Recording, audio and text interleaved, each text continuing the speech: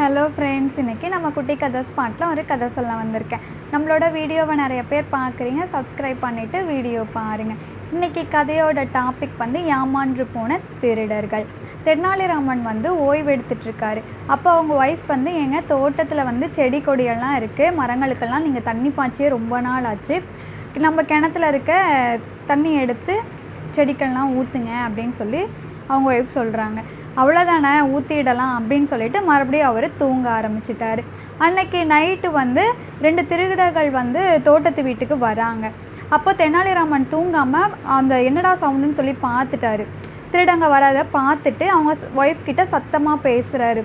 நம்ம ஊரில் திருடர்கள் எல்லாம் நிறைய பேர் ஆயிட்டாங்க, நம்ம வேணால் ஒன்று பண்ணுவோம், நம்மளுக்கிட்ட இருக்க நகைங்க எல்லாம் ஒரு பெரிய பெட்டியில் போட்டு எடுத்துகிட்டு வா, நம்ம கிணத்துக்குள்ளார போட்டுறலாம், நம்மளுக்கு தேவைப்படும் போது நம்ம எடுத்துக்கலாம் அப்படின்னு சொல்லி சொல்கிறாரு.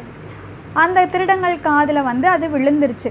அவங்க திருடங்க சொல்கிறாங்க, நம்ம கஷ்டப்படவே வேணாம், அந்த ஆளே கிணத்துக்கு கொண்டு வந்து போடுறேன்னு சொல்கிறான், நாம் அங்கேருந்து எடுத்துகிட்டு போயிடலாம் அப்படின்னு சொல்லி யோசிக்கிறாங்க.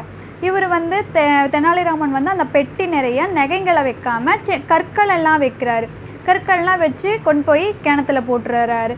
தெனாலிராமன் கிணத்துல போட்டு போனதுமே திருடங்க 2 பேருமே கிணத்து பக்கத்தில் நம்ம 2 பேர்த்துக்குமே நீச்சல் தெரியாதே, நம்ம எப்படி அந்த பெட்டி எடுக்கிறது அப்படின்னு சொல்லி பேசிக்கிறாங்க.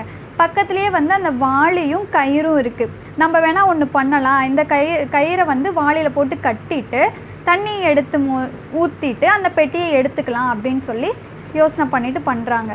தண்ணி இறைக்க ஆரம்பிச்சிட்டாங்க. தண்ணி பாய்ஞ்சிருச்சு. காலையிலையும் ஆயிடுச்சு.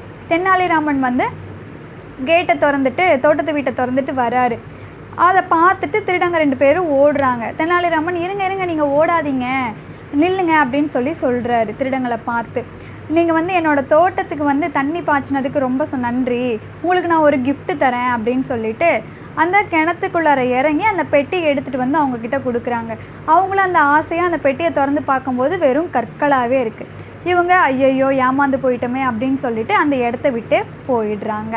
தெனாலிராமனோட அந்த சாமர்த்தியமான புத்தியை பார்த்து அவங்க ஒய்ஃப் பாராட்டுறாங்க. இந்த கதை எப்படி இருக்குன்னு சொல்லி எனக்கு கமெண்ட்டில் சொல்லுங்கள். லைக் பண்ணுங்கள், சப்ஸ்கிரைப் பண்ணுங்கள், ஷேர் பண்ணுங்கள். நாளைக்கு இன்னொரு கதையோடு உங்களை பார்க்குறேன். பாய், தேங்க்யூ.